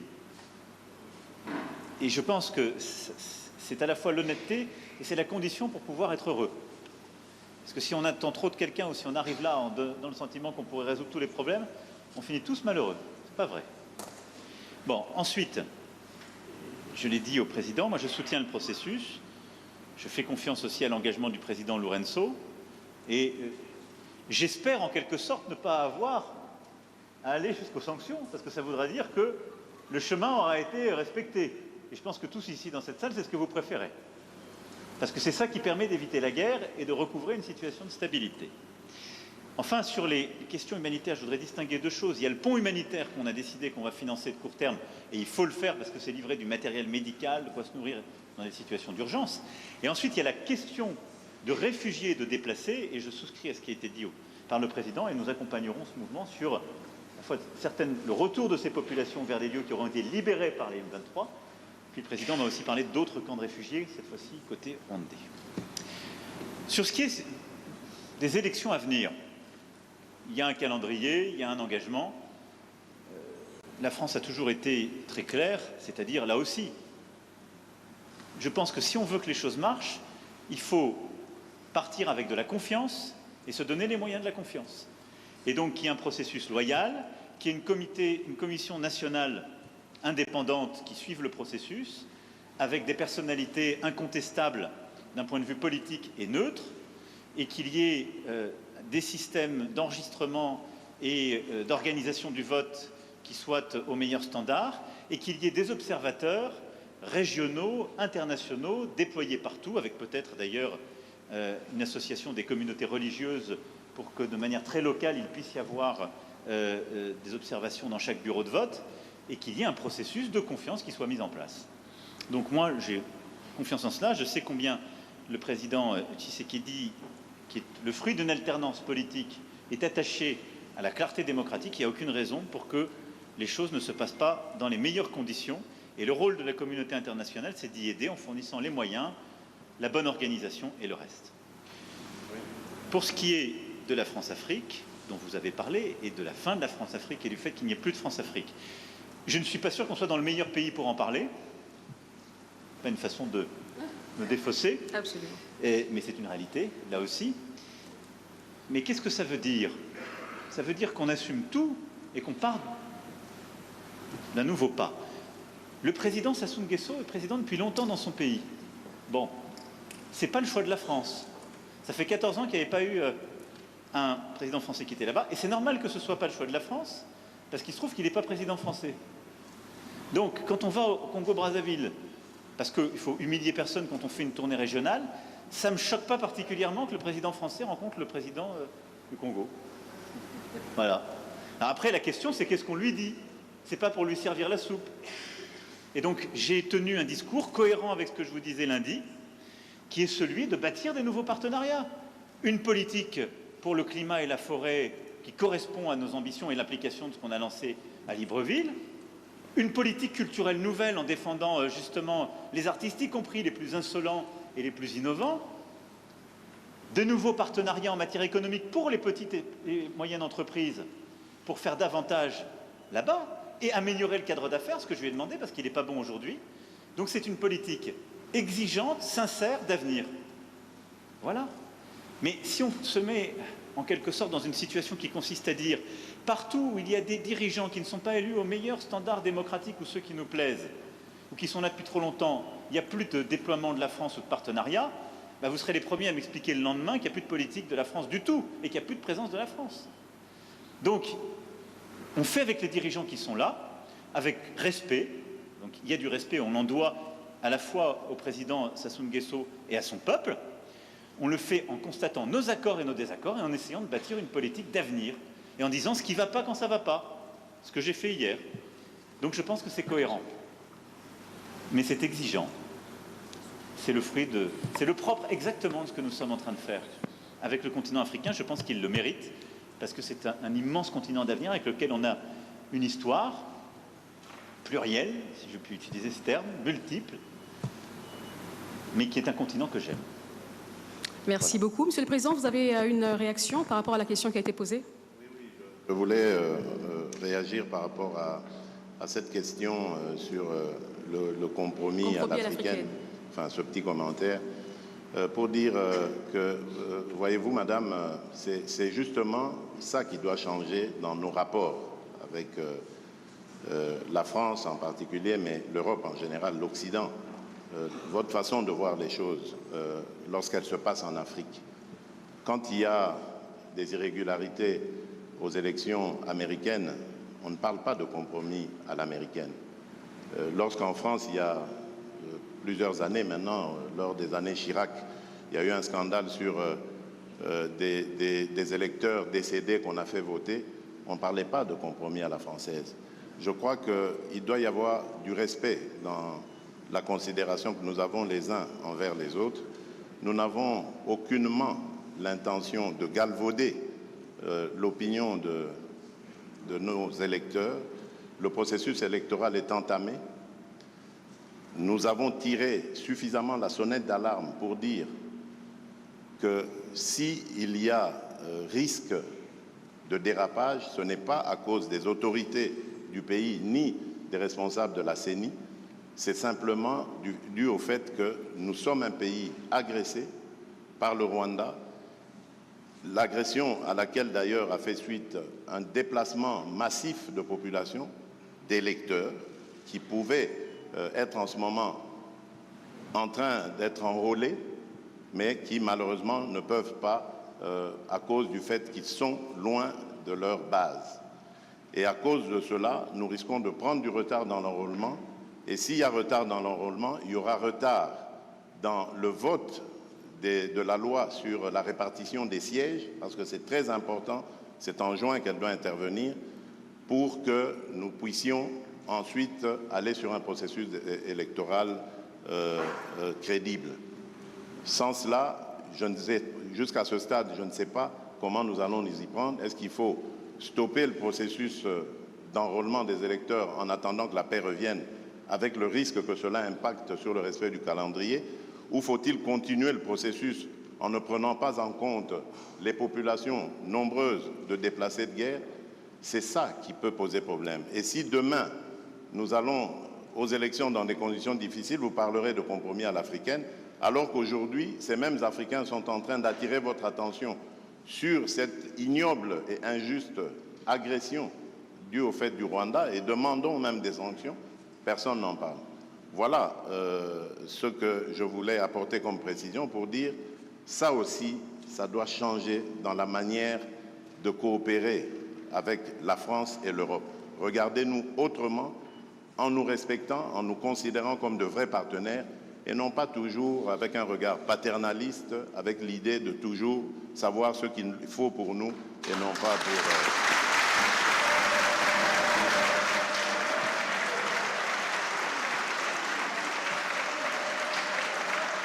Voilà, merci. Je pense que le président Macron a une réaction. Malgré les vivas, si le président Tshisekedi m'y autorise, je voudrais apporter un commentaire au commentaire. Je m'explique. D'abord, je pense que c'est très bien parce qu'on lève beaucoup de malentendus à travers ce jeu de ping-pong. D'abord, je veux que vous sachiez que quand il y a des problèmes électoraux aux États-Unis d'Amérique ou en France, la presse française en parle. Elle les dénonce, elle l'explique, elle s'en saisit et elle en parle de manière aussi intraitable qu'elle le fait quand elle parle de vous. Donc il n'y a pas de double standard. Ce qui serait inquiétant, c'est si la presse française n'en parlait pas pour vous, mais elle en parle aussi pour nous. Mais pas de compromis. Non, mais elle parle de tout, elle parle de malversation quand il y en a. Elle parle beaucoup plus, elle va beaucoup plus loin, il n'y a pas de sujet. Elle essaie de dire la vérité, c'est le travail d'une presse indépendante. Et donc, il ne faut pas être choqué que la presse, quand elle a écho, quand elle entend des oppositions qui disent qu'il y a des problèmes, vous pose la question. Ce serait un double standard si elle disait on est en Afrique, donc on ne pose même pas la question, ce n'est pas un sujet. Non, elle pose la question, mais elle le fait aussi chez nous. Chez nous. Et il se trouve que chez nous, quand il y a des malversations politiques, je ne voudrais pas que des malentendus s'installent, y compris quand on fait référence au président Chirac, il y a des procès qui sont faits. Et les gens sont condamnés, parce qu'il y a une justice indépendante. Donc il y a une presse indépendante et une justice indépendante. Ça crée une démocratie qui est parfois vibrante. Alors je ne dis pas que c'est... on se fait attaquer, mais c'est très bien. Ça permet les alternances démocratiques et ça permet de bâtir par cette maïotique une vérité. Ça, c'est la première chose. Ne croyez pas qu'il y a un double standard. Ça n'est pas vrai. Ne croyez pas que ce soit de l'irrespect. Ça n'est pas vrai. Parce que les journalistes français, européens ou américains posent les mêmes questions à leurs dirigeants chez eux. La deuxième chose, et ça me permet d'insister, parce que le président a parlé de la France en répondant à la question. Quand un ou une journaliste française pose une question, ça n'est pas le gouvernement de la France. Et c'est bien comme ça. Mais il ne faut pas tout confondre. Non, parce que, non, mais ce n'est pas une position de la France. Je faisais allusion... Parce qu'il n'y a pas de... Je faisais allusion au propos de Le Drian. Lui, il est officiel français. Oui, mais le compromis à l'africaine, c'est Le Drian, ce n'est pas la journaliste. C'est exact, mais ce compromis... Mais cette formule, président, on sait d'où elle est sortie et on sait le contexte électoral. Non, mais on sait le contexte électoral. Et il n'y avait pas de caractère de mépris dans la formule de Jean-Yves Le Drian. À Nairobi, d'ailleurs, grâce à toi, on a pu s'expliquer avec.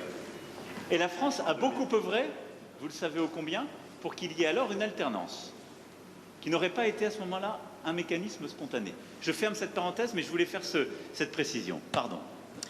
Merci, très bel échange. Alors, je pense qu'on va peut-être réduire la phase questions-réponses. Il nous en reste 2. Alors, messieurs les journalistes, vous ne posez votre question que si elle n'a pas encore été posée ou s'il n'y a pas eu de réponse apportée. Alors, on va prendre une autre question congolaise. Monsieur Patient Ligodi de Actualité.cd, il est par là. Merci beaucoup. Au président Emmanuel Macron, je suis désolé de revenir là-dessus. En décembre dernier, la secrétaire d'État Chrysoula Zakoro-Poulou a ouvertement condamné au nom de la France le soutien apporté par le Rwanda au M23. 3 mois plus tard, qu'est-ce qui fait qu'au plus haut niveau, vous n'arrivez toujours pas à le faire? Pourquoi? La langue lourde sur cette question. Monsieur le Président, pourquoi le mot agression est considéré comme un mot tabou? Votre homologue juste à votre côté l'a prononcé 6 fois, j'ai compté. Pourquoi avez-vous du mal à nommer l'agression rwandaise alors que tous les rapports indépendants le disent et le prouvent? Vous avez tout à l'heure parlé des discours de vérité. Alors le peuple congolais voudrait également entendre cette vérité de votre bouche, l'agression rwandaise. Au président Tshisekedi, Excellence, n'avez-vous pas l'impression d'être pris au piège par l'EAC et à tous ces processus? 3 calendriers de retrait, toujours rien. Comment sortir de ces pièges alors que le mandat offensif de la force régionale est bien clair? Merci. Je commence Être prise au piège, je ne pense pas. D'abord, lorsque la République démocratique du Congo a décidé d'adhérer à l'EAC, ce n'était pas pour des problèmes sécuritaires. Au contraire, c'était pour des problèmes d'avantages douaniers. Je vous rappelle ici que la majeure partie de nos compatriotes vivant à l'Est, les opérateurs économiques, j'entends, et même bien d'autres dans d'autres secteurs, travaillent souvent avec les pays d'Afrique de l'Est. Et lorsqu'il y a importation de denrées de tout genre, c'est par les ports de Mombasa et de Dar es Salaam principalement que cela vient. Et donc, nos opérateurs économiques n'étaient pas dans les mêmes conditions de concurrence que leurs homologues des pays voisins. Et ça avait un impact négatif pour notre économie parce qu'ils étaient obligés à ce moment-là de migrer vers ces pays, de vivre là-bas et donc de faire gagner plus de ressources à ces pays-là qu'à la République démocratique du Congo. Donc ça, ce n'est que pour l'aspect économique. Il y en a bien d'autres qui ont milité à ce que nous prenions la décision d'adhérer à cette communauté. Et puis, vu la taille de la République démocratique du Congo qui se situe au centre de l'Afrique, ça aurait été une opportunité formidable, surtout en ce qui concerne aujourd'hui la zone de libre-échange continental, l'intégration de l'Afrique. Ça aurait été une opportunité formidable d'adhérer, et ça l'est, c'est une opportunité formidable parce que ça nous permet d'être au cœur de tous ces échanges entre l'océan Indien et l'océan Pacifique. Donc il faut regarder notre adhésion à la communauté d'Afrique de l'Est de cette manière-là.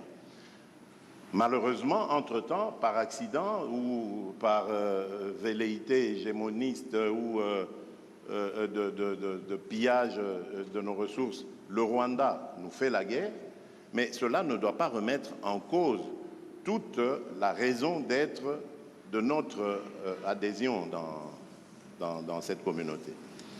Alors, maintenant, lorsque vous me parlez de piège, je ne suis pas d'accord avec ça. Parce que d'abord, les forces kenyanes se sont déployées comme elles s'étaient engagées de le faire. C'est le cas aujourd'hui. La difficulté, et j'en conviens avec vous, lorsque vous parlez de sorte d'attitude bizarre de la part de la communauté de l'Afrique de l'Est, la difficulté aujourd'hui, c'est de passer à la contrainte, comme ça avait été le cas. Mais vous savez, la contrainte, c'est la guerre. La guerre, on sait quand on la commence, on ne sait pas quand on la termine. Vous avez plusieurs exemples dans le monde aujourd'hui. Et je crois que ces pays veulent donner la chance à la paix, mais alors jusqu'au bout. Et c'est notre cas aussi, nous, République démocratique du Congo, qui sommes les plus concernés par cette agression. Parce qu'à cause de cette agression, nous sommes obligés aujourd'hui de consacrer nos ressources à renforcer les capacités de notre armée, alors qu'on pouvait continuer avec notre programme de développement local des 145 territoires, avec le financement de la gratuité de l'enseignement, avec le financement de la gratuité et de la couverture santé universelle. Donc voilà, je peux continuer comme ça, des tas de projets sur lesquels nous étions engagés et que nous sommes maintenant obligés d'arrêter parce qu'il faut se consacrer à la sécurisation de nos populations et de notre territoire. Et donc, c'est d'abord l'affaire des Congolais avant d'être celle de nos voisins. Nos voisins viennent en aide à ce que nous recouvrions la paix et j'espère qu'ils auront raison. Ils veulent donner une chance à la paix, c'est normal, parce qu'ils pensent qu'engager des ressources à vouloir faire la guerre, c'est des dépenses, beaucoup de dépenses, et même au bout du compte, on n'est pas sûr du résultat. Donc donnons d'abord une chance à la paix, et je suis d'accord avec ces pays voisins, et ensuite nous verrons. Mais comme je l'ai dit, moi je reste vigilant, parce que dubitatif, compte tenu de ce que je sais des velléités rwandaises, et compte tenu de ce que je sais de leurs engagements pris jusqu'ici, qui n'ont jamais d'ailleurs été respectés. Voilà. Pour ce qui est de votre question, j'ai été très clair sur la condamnation du M23 et de tous ceux qui le soutiennent, y compris le Rwanda. Pour le Rwanda. Bien sûr. Donc, je ne peux pas être plus clair que ça. Après, ce n'est pas une question de dénonciation. Je l'ai fait, nous l'avons fait depuis des mois. Parler d'agression, on l'a fait par des groupes. Des groupes qui sont d'ailleurs des groupes incluant aussi des Congolais. Vous le savez comme moi. Donc ce n'est pas une agression d'une puissance extérieure. Ils sont soutenus par plusieurs puissances extérieures dans une logique de prédation. Mais ces groupes ont aussi des ressortissants qui sont de votre pays. C'est une réalité. Bon. Donc, je l'ai condamné et on peut parler tout à fait d'agression. J'ai aucun problème de tous ces groupes, y compris des ADF et autres. Et la France est un soutien et un allié de la RDC contre à la fois ces pillages, cette volonté de balkanisation. La question qu'il y a derrière ce que vous me demandez, c'est de savoir si on veut passer un cran supplémentaire, elle est tout de suite aux sanctions. J'ai répondu de manière très claire tout à l'heure. Nous dénonçons, nous condamnons, nous accompagnons le processus de médiation régionale, mais au moment où, pour la première fois depuis des mois, alors que jusqu'alors ces processus avaient été mis en échec par des refus de délivrer des visas pour permettre, par exemple, au M23 de bouger. Ça a été fait, ils ont pu aller à Luanda. Il y a un processus qui avance. On a un rendez-vous mardi, je serai intempestif à vous dire il faut tout de suite sanctionner. Donc je vous l'ai dit, moi, je fais confiance à ce processus parce que je pense qu'on peut se faire plaisir, on peut faire de l'escalade de tribune ici devant vous. Mais demain, c'est quoi l'alternative au plan de paix régional? C'est la guerre. Est-ce que je souhaite la guerre pour vous? Non. Donc je souhaite défendre ce plan de paix régional qui me paraît sérieux, crédible et qui engage toutes les forces de la région. Parce que je n'ai pas trouvé de solution plus intelligente et plus crédible. Et donc dans ce cadre, je préfère faire confiance avec exigence, dire ce que nous attendons du Rwanda et des autres voisins, c'est de s'engager et de respecter les rendez-vous qu'ils se donnent, sous la supervision des médiateurs. Et s'ils ne respectent pas, alors oui, il doit y avoir des sanctions. Je vous le dis très clairement. Mais au bon moment et en fonction du processus qui a été décidé par votre président et ses homologues à Addis Abeba et qui est sous cette médiation angolaise. Alors la dernière question est de Madame Méral Christelle de France Télévisions. Bonjour, Christelle Méral, donc France Télévisions. La question s'adresse au président français. Monsieur Macron, vous, après plusieurs jours en Afrique, vous rentrez donc demain matin en France. Le pays, mardi, pourrait être bloqué en raison de la réforme des retraites. Alors, est-ce que vous ne redoutez pas que le blocage s'installe? Et puis, si la réforme devait rester très impopulaire, est-ce que vous ne craignez pas que l'on vous reproche de ne pas être à l'écoute des Français? Vous comprendrez bien que j'ai déjà fait plusieurs commentaires sur cette réforme des retraites, qui a fait partie de mon engagement présidentiel. Et je ne vais pas, depuis ici, compte tenu des sujets qu'on est en train d'évoquer, de la lourdeur de l'actualité, de l'importance stratégique de cette tournée en Afrique, faire de nouveaux commentaires sur les commentaires. Je n'ai pas grand-chose de neuf à dire. Donc, ce qui m'importe, c'est surtout d'expliquer à nos compatriotes l'importance, en effet, dans un moment comme le nôtre, de passer 4 jours en Afrique, dans cette région qui est une région où une partie de notre histoire aussi s'est jouée. On était à Brazzaville hier, qui était la capitale de la France libre, où il y a une partie de notre passé, mais surtout beaucoup de notre avenir, sur le plan climatique, sur le plan de la biodiversité, culturelle, linguistique, mais aussi sécuritaire. Et donc, je pense que c'est important que le président de la République française, que les ministres compétents puissent se déployer, y compris dans ces moments-là, pour porter la voix de la France, agir. Et tout n'est pas suspendu à une seule chose, et tout ne doit pas l'être. Et ça reste la préoccupation majeure des Français. Nous continuons à avancer, mais vous avez compris que je ne ferai pas davantage de commentaires sur la vie politique française, ici, depuis Kinshasa, à la fois parce que je n'ai pas grand-chose à dire, et ensuite par respect pour nos amis compte tenu de ce qu'ils sont en train de vivre. Et vous avez raison. Je voulais simplement vous dire qu'on est ensemble. Tsotsa Elongo, Tuko Pamoja, Tuji Pamwa, Betukele Kimvuka.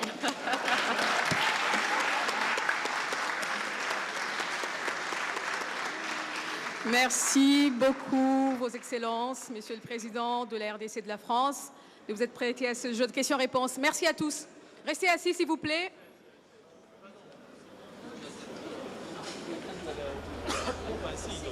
L'un et de l'autre, qu'est-ce que nous pouvons retenir de ce jeu de questions-réponses avec la presse tant nationale qu'étrangère? D'abord, ce rendez-vous a tenu toutes ses promesses, sans tabou, sans fioriture, en français. Les deux chefs d'État ont été poussés jusqu'à leur dernier retranchement, surtout le président français. La question lui a été clairement posée en ce qui concerne son attitude par rapport au Rwanda et sa réponse est claire, sans les nommer. Il condamne les M23. Il a dit que ces mouvements ont du soutien extérieur qu'il condamne, sans les Rwandais. Par contre, il a cité le président Kagame lorsqu'il dit qu'il a, après l'entretien qu'il a eu avec tous ses homologues, y compris les présidents rwandais, il y a un cessez-le-feu le mardi. Bon, il faut comprendre qu'on est en diplomatie, donc ça signifie qu'il reconnaît que ce pays a une responsabilité dans ce qui se passe en République démocratique du Congo et il y est revenu plusieurs fois. Il a annoncé l'aide humanitaire, 34 millions de dollars pour rien que la France, qui s'ajoute à 50 millions de dollars qui sont déjà mobilisés par l'Union européenne pour venir en aide aux déplacés. Et le président de la République a même fait une objection pour dire, pour lui, plutôt que d'aller aider ces déplacés dans des situations actuelles où ils se trouvent, il vaut mieux le faire dans leur milieu d'origine. Donc, il faut d'abord aider ces déplacés à gagner et recevoir cette aide chez eux. Oui. Apparemment, cette objection a été acceptée parce que la France annonce l'arrivée imminente des moyens civils et militaires pour le rapatriement des déplacés. Mais là, le président Macron a insisté pour dire qu'il a obtenu, même si notre chef de l'État reste dubitatif, il a obtenu un cessez-le-feu pour le mardi prochain, le mardi 7 février, les armes devraient se taire parce qu'en même moment, le Luanda venait de publier également un communiqué en français allant dans le même sens pour dire que tous ont pris des engagements. Donc le M23 aujourd'hui sont isolés. Aujourd'hui, ils sont considérés comme des terroristes parce que leurs méthodes sont terroristes. Leurs soutiens sont également dévoilés, le Rwanda. Et on attend d'eux ces rendez-vous de mardi prochain pour voir... Nous espérons que cette fois-ci, ils vont respecter. Sinon, et dans le cas contraire? Dans les cas contraires, la République démocratique du Congo va user de tout son droit de souveraineté pour défendre l'intégrité du territoire congolais, mais aussi les amis, les vrais amis de la République démocratique du Congo sont là et ne cessent d'apporter leur soutien pour qu'enfin la RDC puisse recouvrer. Mais au moins, une autre phrase qui est importante pour le chef de l'État français, qui dit qu'ils ne vont jamais autoriser la balkanisation parce qu'il y a un plan clair pour le Rwanda qui commence déjà à réclamer des terres. Ni les pillages, ni la balkanisation de la République démocratique du Congo ne seront tolérés et supportés par la France. Après ici, après le Palais de la Nation? Après le Palais de la Nation, c'est l'INRB, oui. Mais les deux chefs d'État vont encore poursuivre leurs échanges parce qu'il y a des moments de convivialité. Maintenant, ce midi, c'est la pause café. Oui. Donc, ils sont encore dans le palais ici pour quelques moments de convivialité avant que l'escorte présidentielle ne prenne la direction de l'INRB où le président Macron a prononcé des aimables mots pour Dr Mouyembe Tamfoum, qui est attendu. Et après l'INRB sera le tour Hôtel Pullman du Forum économique. Là également, il y a quelques accords importants qui vont être signés entre la République démocratique du Congo et la France pour marquer ce nouveau départ d'un nouveau partenariat équilibré. Merci très chers téléspectateurs, merci Giscard Koussema. INRB, Françoise Bouela sera là. à l'hôtel Pullman, c'est Robert Ndaye. La RTNC est au rendez-vous. Couverture médiatique et retransmission directe de tous ces rendez-vous. Merci, à tout à l'heure. Merci beaucoup à vous, très chers téléspectateurs, de nous avoir suivis. Merci à toute la grande équipe de la RTNC ici présente, équipe chapeautée par JR Diakadi. Affectueusement, je l'appelle Dieu le Père. Merci à tout le monde. Nous aurons le plaisir de vous retransmettre en direct les rendez-vous du palais de l'INRB et les rendez-vous de l'hôtel Pullman. Merci et à la prochaine.